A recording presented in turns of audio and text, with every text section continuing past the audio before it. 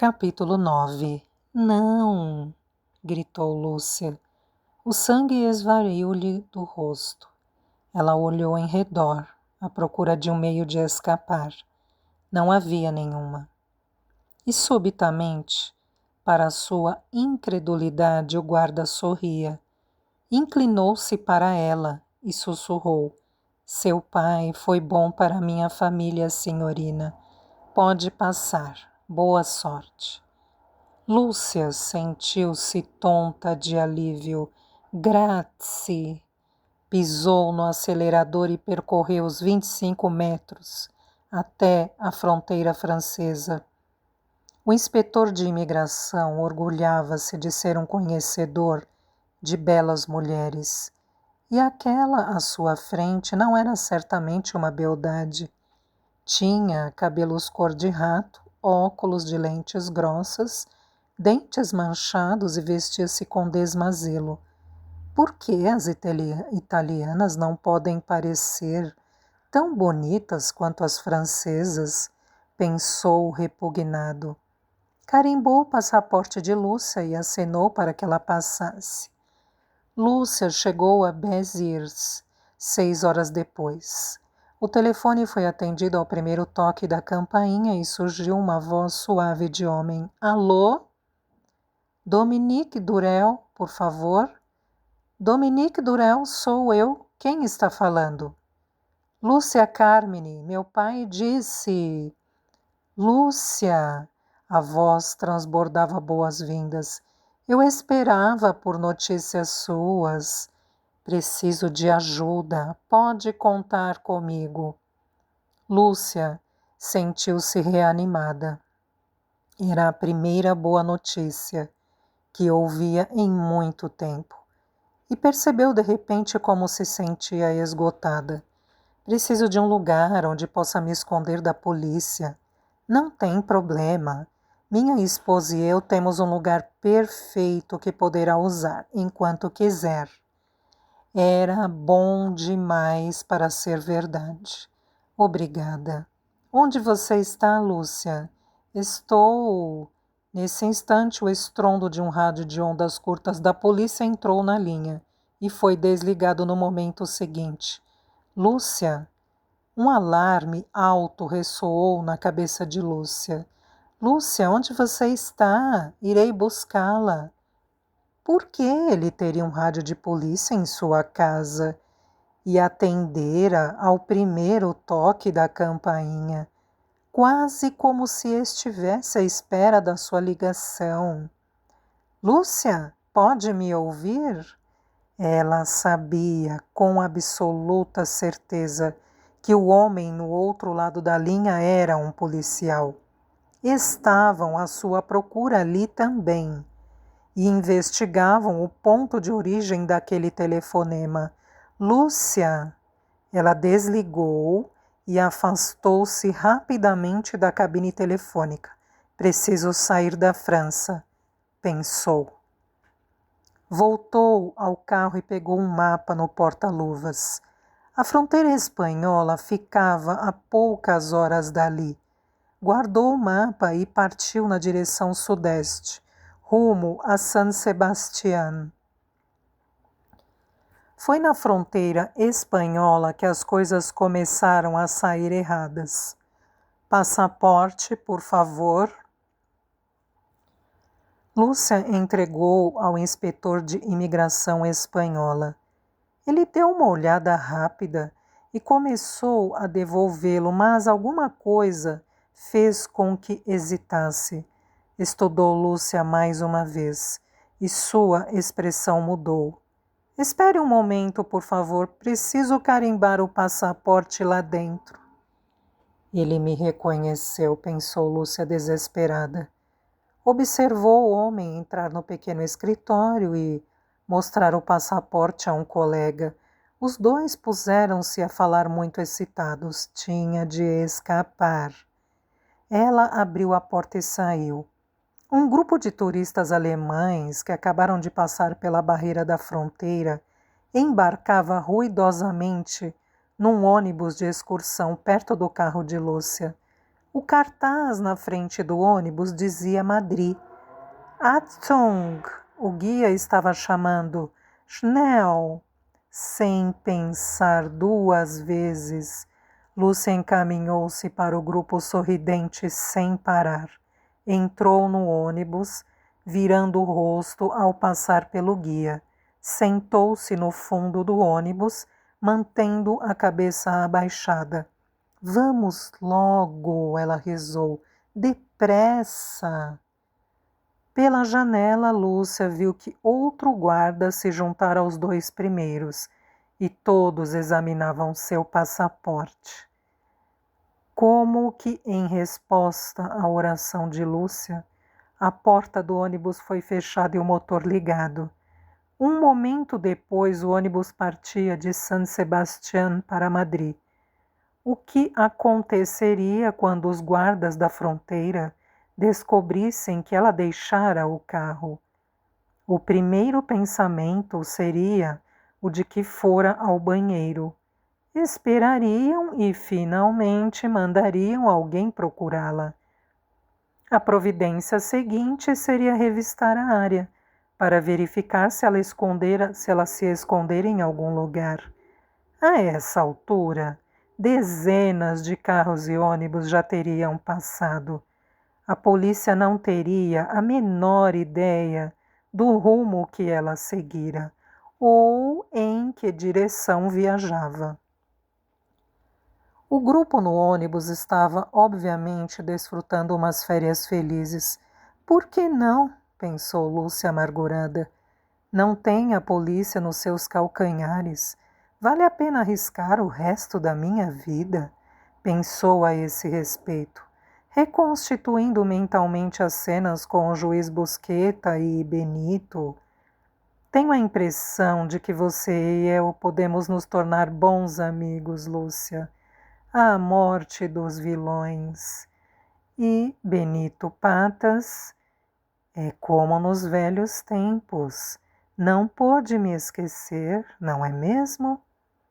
E ela fizera com que os 2 traidores pagassem pelos pecados contra sua família. Valeu a pena. Eles estavam mortos, mas o pai e os irmãos sofreriam pelo resto de suas vidas. Claro que valeu a pena, concluiu Lúcia. Alguém no ônibus pôs-se a entoar uma velha canção alemã, e os outros acompanharam-no.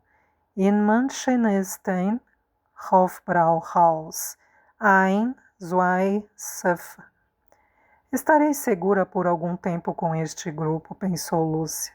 Decidirei o que fazer em seguida, quando chegar a Madrid. Ela nunca chegou a Madrid. O ônibus fez uma parada prevista na cidade murada de Ávila, para refrescos e o que o guia chamou delicadamente de um momento de conforto. Alle Haus von Bus, gritou ele. Lúcia continuou sentada observando os passageiros levantarem-se e atropelarem-se a caminho da porta do ônibus. Estarei mais segura se ficar aqui. Mas o guia notou-a. Saia, Fraulein, disse. Só temos 15 minutos. Lúcia hesitou. Depois levantou-se relutante e avançou para a porta. Warten Sie bitte. Você não é desta excursão. Lúcia presenteou-o com um sorriso exuberante e disse, não sou. Acontece que meu carro enguiçou em San Sebastián e é muito importante que eu chegue logo a Madrid, por isso... Nein, berrou o guia, isso não é possível. A excursão é particular. Sei disso, mas preciso... Deve falar primeiro com a sede da agência em Munique. Não posso, estou com pressa e... Nein. Poderia meter-me numa encrenca. Saia logo ou chamarei a polícia. Mas... Nada que ela dissesse poderia demovê-lo. 20 minutos depois, Lúcia observou o ônibus partir, pela estrada em direção de Madrid. Estava encalhada ali, sem passaporte e quase sem dinheiro. Àquela altura, as polícias de alguns países a procuravam para prendê-la por homicídio. Virou-se para examinar o lugar. O ônibus parara na frente de um prédio circular com uma placa na frente que dizia Estação de Autobuses. Posso pegar outro ônibus aqui, pensou. Ela entrou na estação. Era um prédio grande, com parede de mármore e alguns guichês espalhados, com uma placa por cima de cada um. Segóvia, Monogalindo, Valladolid, Salamanca, Madrid. Uma escada rolante e a escada comuns levavam ao subsolo de onde os ônibus partiam. Havia uma pastelaria onde vendiam biscoitos, bolos, balas e sanduíches envoltos de papel encerado. Lúcia descobriu subitamente que estava faminta.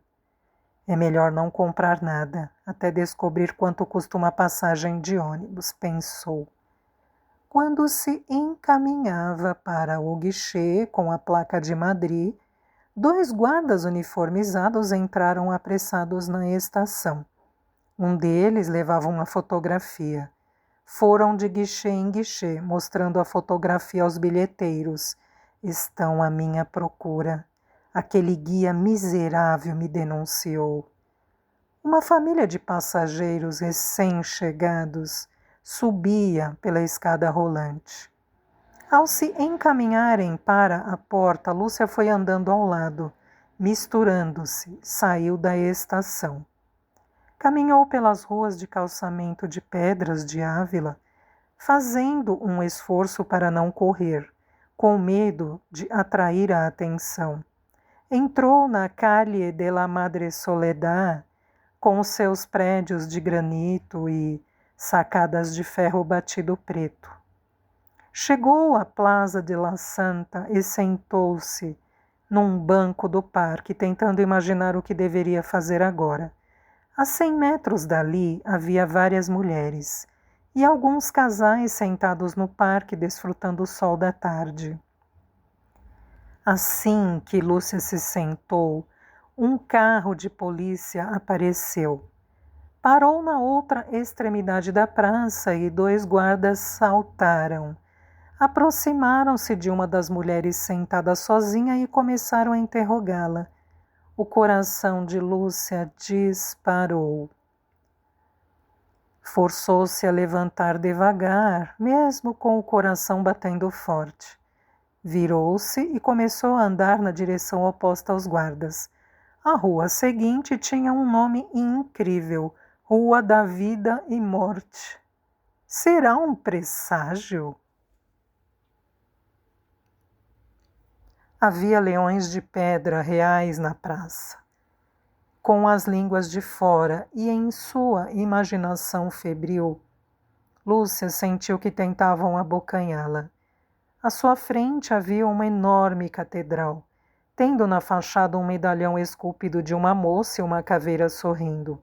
O próprio ar parecia impregnado pela morte. Lúcia ouviu um sino da igreja e olhou através do portão aberto da cidade. À distância, no alto de uma colina, erguiam-se os muros de um convento. Ela parou, ficou olhando. Por que veio a nós, minha filha? Perguntou a reverenda Madre Bettina, suavemente. Preciso de um refúgio. E decidiu procurar o refúgio em Deus? Exatamente. Isso mesmo. Lúcia começou a improvisar. É o que sempre quis, devotar-me à vida do espírito. E nossas almas não é o que todos desejamos, filha. Meu Deus, ela está mesmo engolindo a minha história, pensou Lúcia feliz. A reverenda madre continuou. Deve compreender que a ordem cisterciense É a mais rigorosa de todas, minha criança. Estamos completamente isolados do mundo exterior. As palavras soavam como música aos ouvidos de Lúcia. As que passam por estes muros devem fazer votos de nunca mais ir embora. Nunca mais vou querer ir embora, garantiu Lúcia. Ou pelo menos durante os próximos meses. A madre levantou-se. É uma decisão importante. Sugiro que volte agora e pense a esse respeito com todo o cuidado, antes da decisão final. Já pensei a esse respeito, apressou-se Lúcia em dizer. Acredite, reverenda madre, não tenho pensado em outra coisa. Fitou a madre prioresa nos olhos.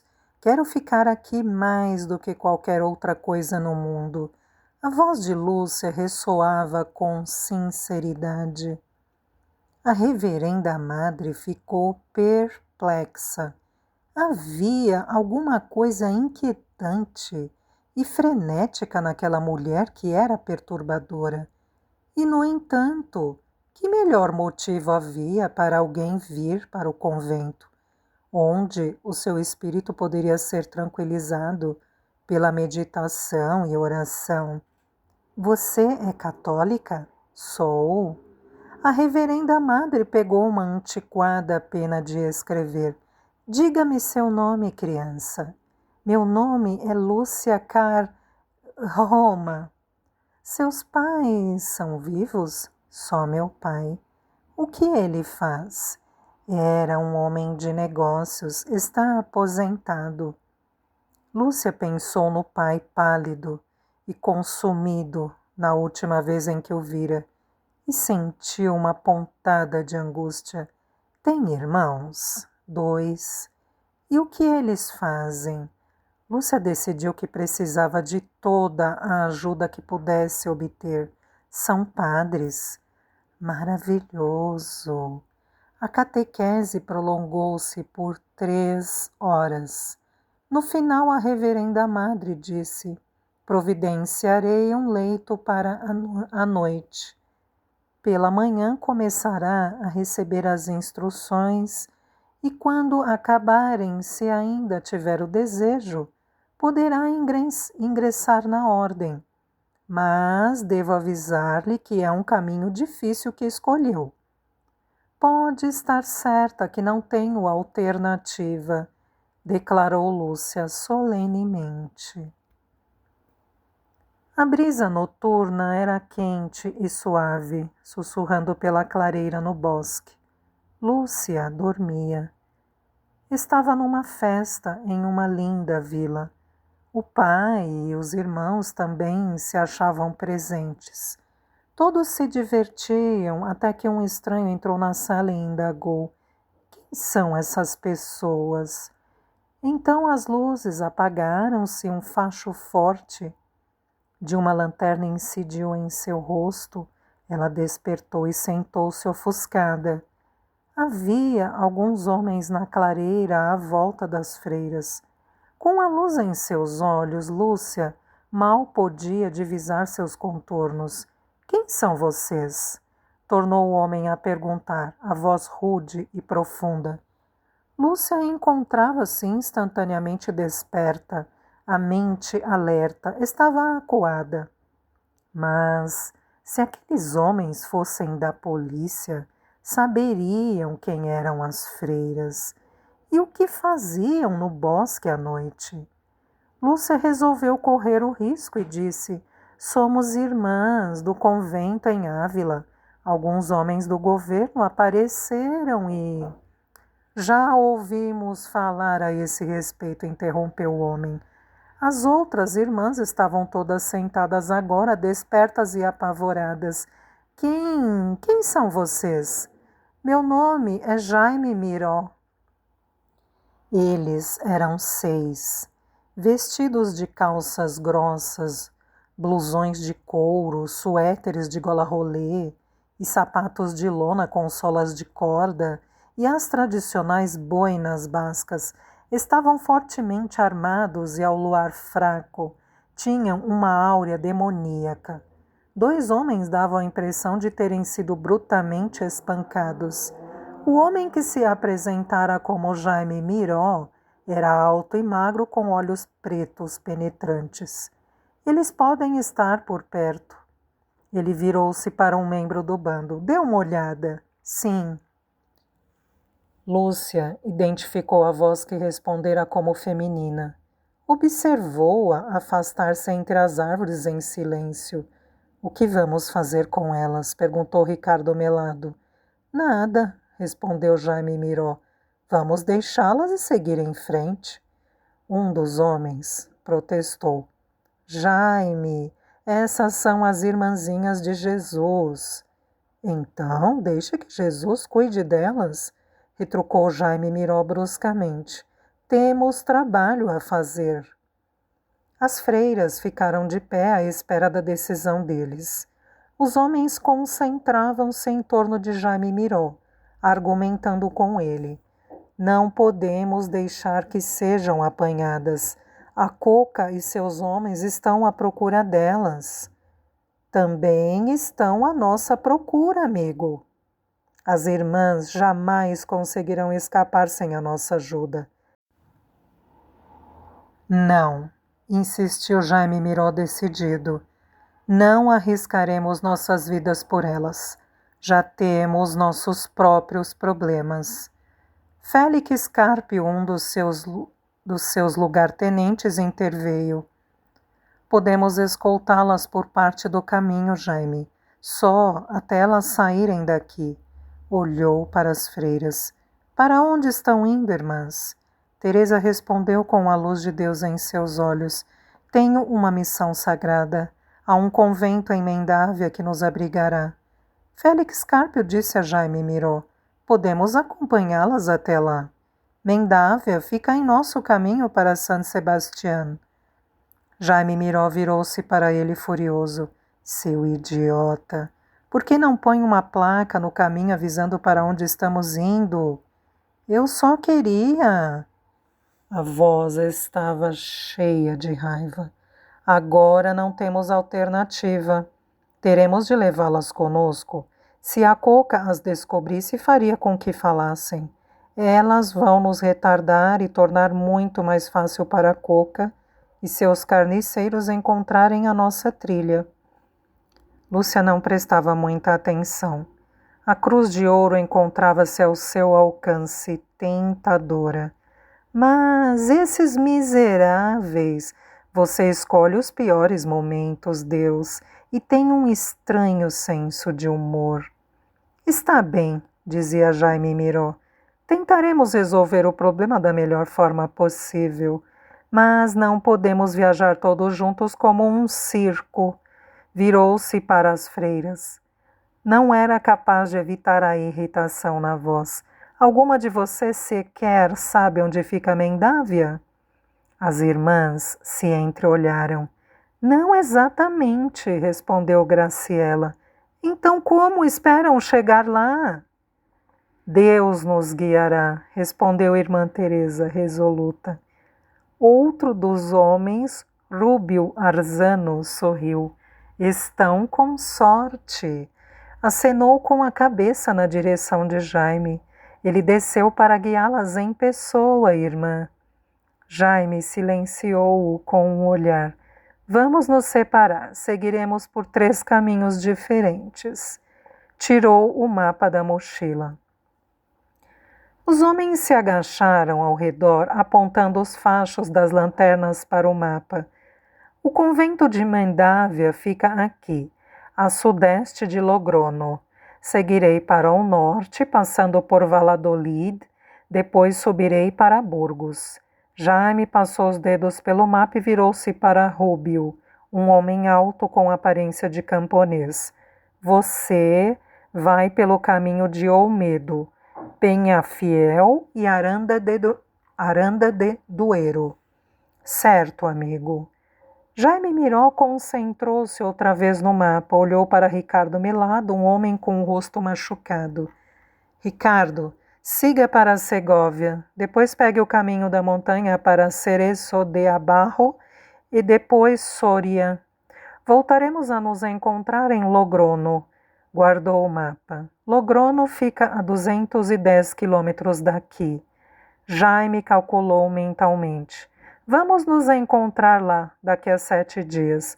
Mantenha-se longe das estradas principais.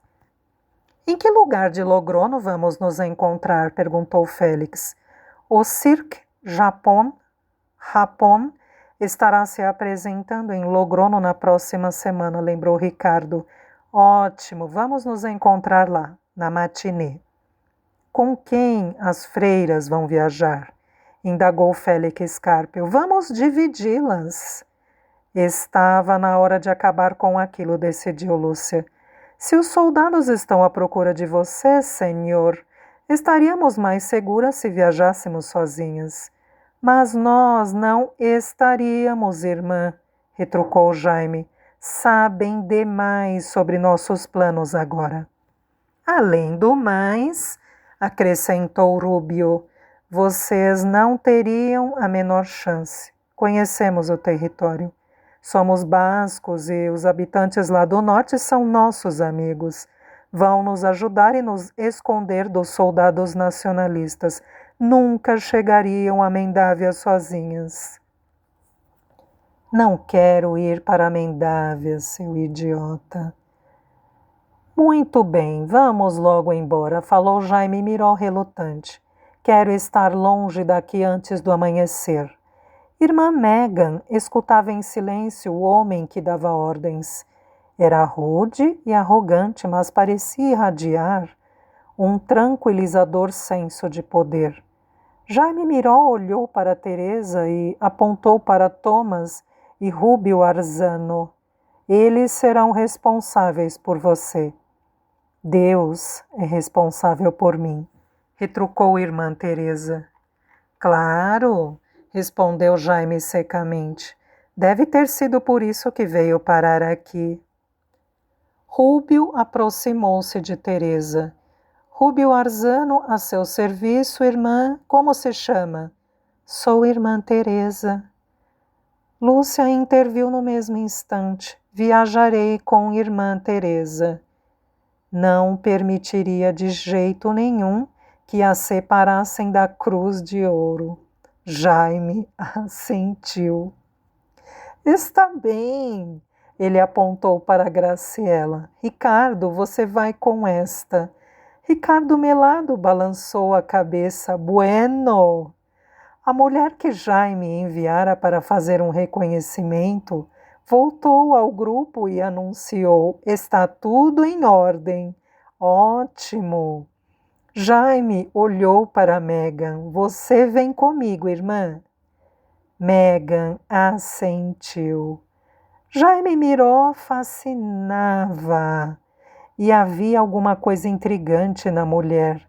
Era morena, aparência ameaçadora, as feições aquilinas de um predador. A mulher aproximou-se de Megan. Sou Amparo Hirón. Fique de boca fechada, irmã, e não haverá problemas. Vamos partir, avisou Jaime aos demais. Logrono dentro de 7 dias. Não percam as irmãs de vista. Irmã Teresa e Rubio Arzano já começavam a descer a trilha. Lúcia seguiu apressada no encalço deles. Vira o mapa que Rubio Arzano guardara na mochila. Vou tirá-lo quando ele estiver dormindo, decidiu Lúcia. A fuga através da Espanha começara.